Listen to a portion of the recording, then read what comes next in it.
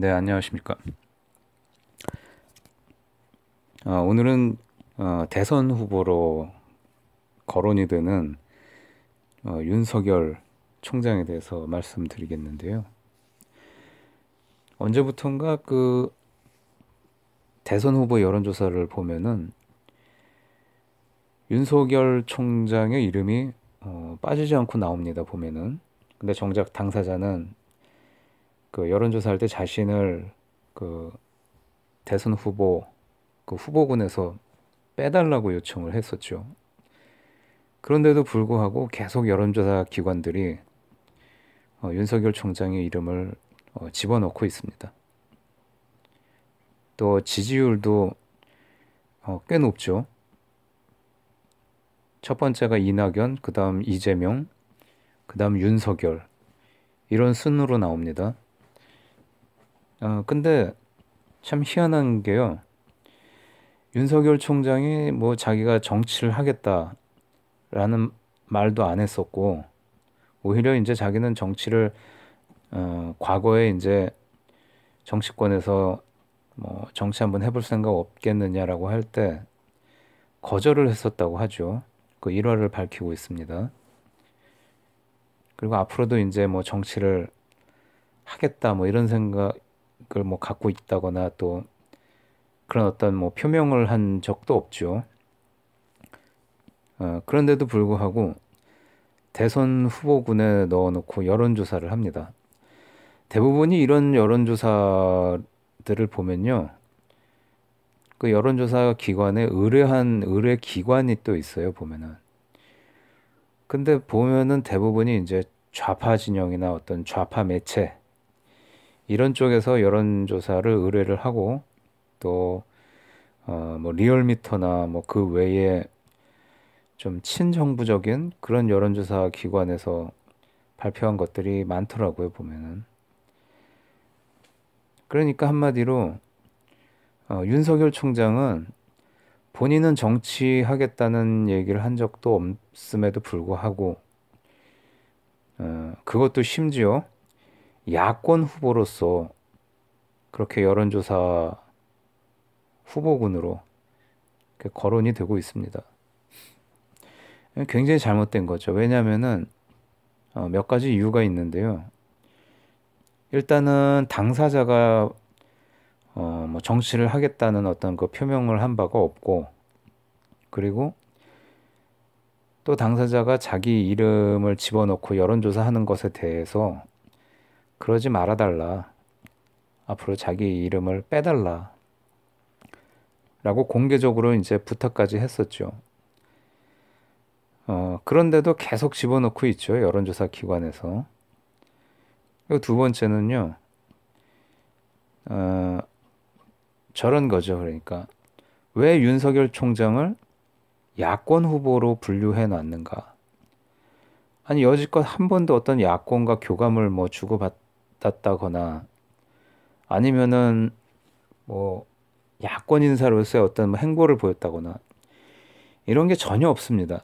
사실 검찰총장 되기 전까지만 해도요. 윤석열 총장은 야권에서 그다지 썩 좋아하는 그런 인물이 아니었습니다. 왜냐면은 이제 박근혜 대통령 탄핵하고 그 일련의 과정 속에서 이제 최순실 수사 뭐 이런 부분에 있어서 윤석열 총장이 저들 측에서는 문재인 진영에서는 공을 세웠기 때문에 그래서 검찰총장까지 올랐던 거 아니겠습니까? 그러니까 당연히 현 야권에서는 굉장히 보기 좋게 보질 않았죠. 그 검찰총장에 임명되는 것에 대해서도 좀 우려의 시각도 많았었습니다. 근데 알고 보니까 이분이 상대를 가리지 않고 이제 수사하는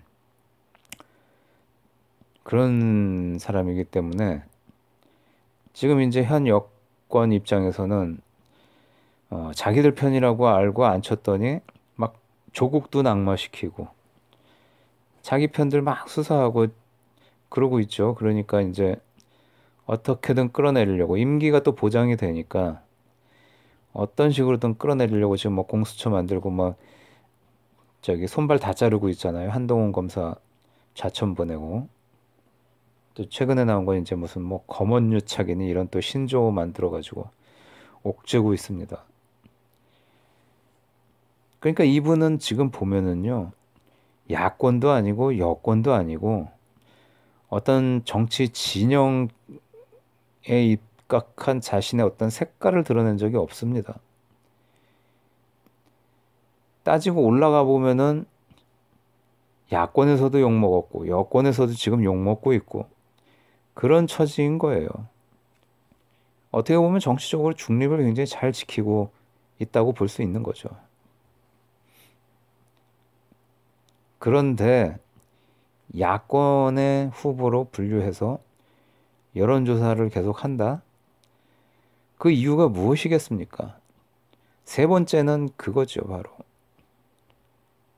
지금 현 집권 세력과 검찰 간의 그런 어떤 대결 양상을 보여주면서 지금 윤석열 총장을 중심으로 한 검찰 수뇌부를 마치 검찰 개혁의 걸림돌인 것 마냥 프레임을 씌우는 거죠. 이 사람은 정치 검사고 야권 성향의 정치 검사다. 보수 우파 진영 측의 그런 사람이다. 라는 프레임을 씌워서 자신들이 벌이는 그러니까 한마디로 뭐 속칭 그러니까 자칭 검찰 개혁에 좀 더 힘을 실어주기 위한 그런 얄팍한 수작인 것이죠. 그래서 자꾸 끊임없이 이제 윤석열을 야권의 대권 후보로 자꾸 올려놓는 겁니다. 그거를 계속 이어나가기 위해서 여론조사도 보면은 황당하게 많이 나오죠. 높게 나오죠.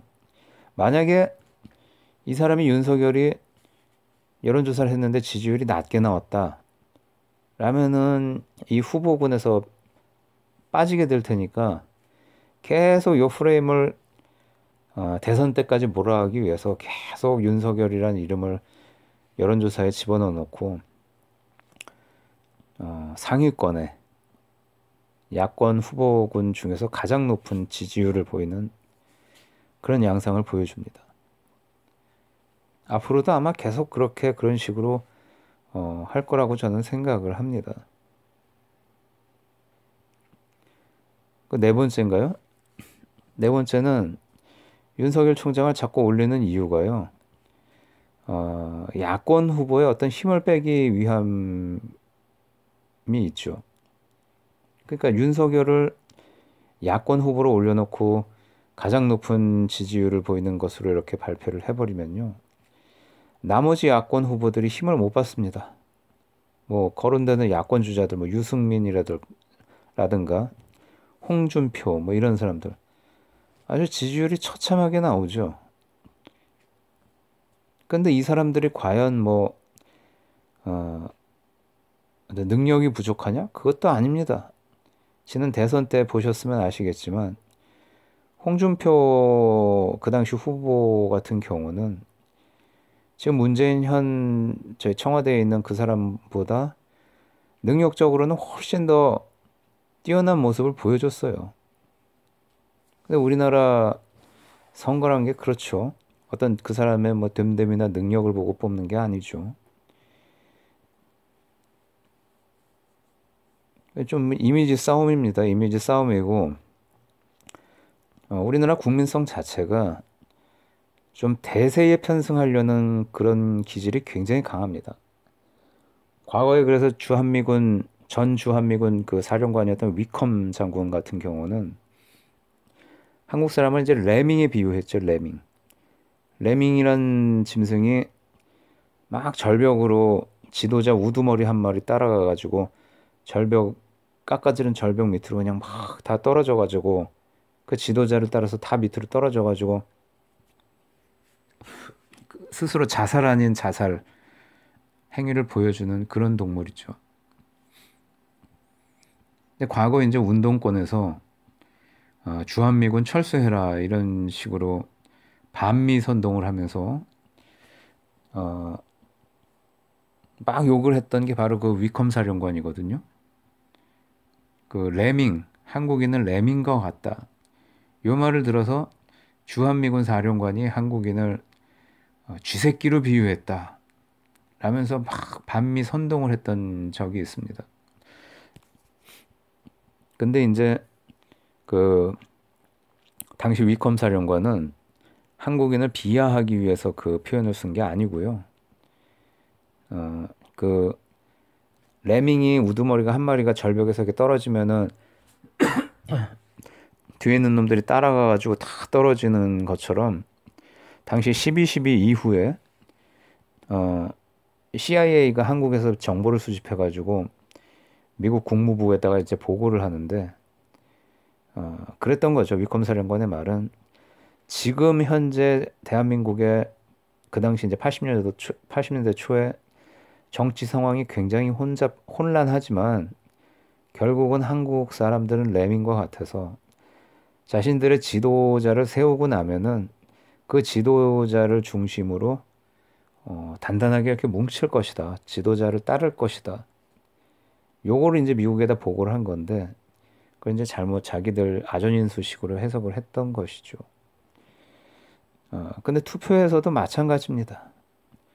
우리나라 사람들이 어떤 그 사람의 능력이나 뭐 인간 됨됨이나 이런 걸 보지를 않아요. 우리가 토론을 통해서 그런 어떤 뭐 후보들 간의 어떤 능력 차를 비교할 수 있는 그 중요한 굉장히 시간인데 지난번 대선 후보 때 보면은요.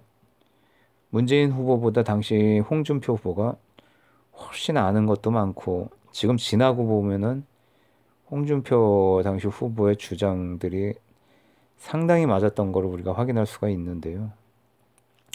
그럼에도 불구하고 문재인이 대통령이 되었죠. 그런 겁니다. 그런 어떤 이미지 싸움이죠. 이미지 메이킹. 그래서 윤석열을 야권의 후보로 올려놓으면요.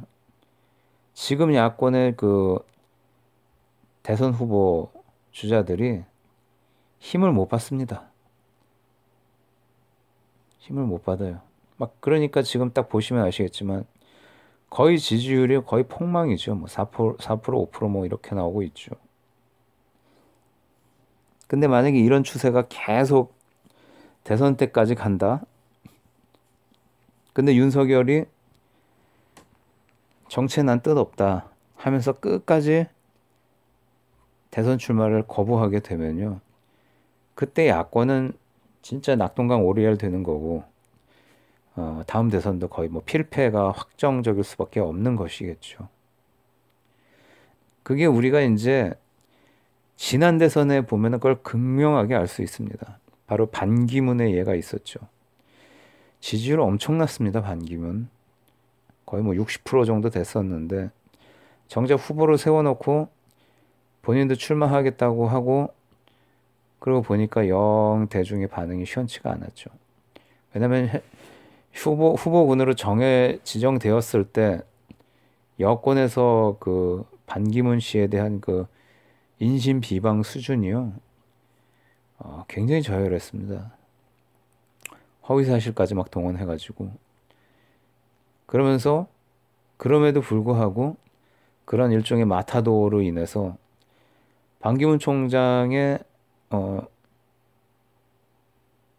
그 지지율은 실제로 막 떨어졌었어요. 점점. 그러다 이제 출마를 포기하게 됐죠. 만약 그렇게 됐을 경우에 야권에서 나올 후보가 윤석열 후보로 인해서 윤석열 총장으로 인해서 힘을 못 받는다. 이런 문제가 있을 수 있을 것입니다.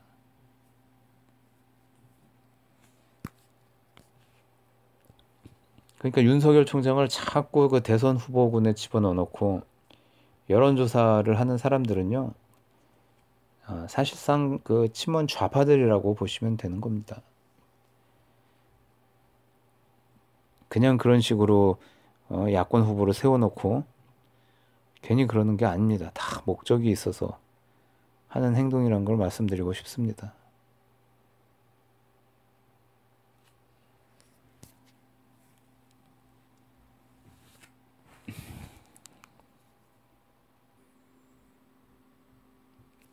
그리고 다시 한번 말씀드리지만 가장 중요한 건 바로 권력 의지죠. 당사자의 권력 의지.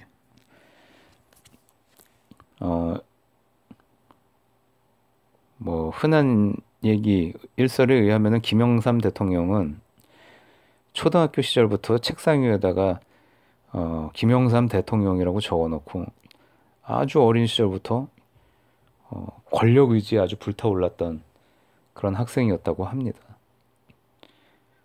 그런 권력 의지가 있어도 대통령이 될까 말까 거의 되기가 힘들죠. 정말 천운이 없으면은. 그게 바로 대통령이란 자리인데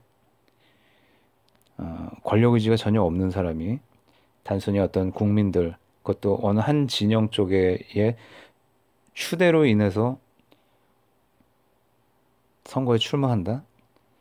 저는 그거는 가능하지도 않고 또 옳은 방법도 아니라고 생각을 합니다. 제대로 권력 의지를 갖고 있는 사람이 그런 사람이야말로 정치적으로 어떤 국가에 대한 어떤 비전을 품을 수 있는 것이고 또 그래야만 하겠죠. 근데 전혀 그런 의지가 없는 사람이 마치 여론조사에 의해서 등 떠밀리듯이 나와가지고 그래서 집권을 한들 뭐 무엇을 할 수 있겠습니까?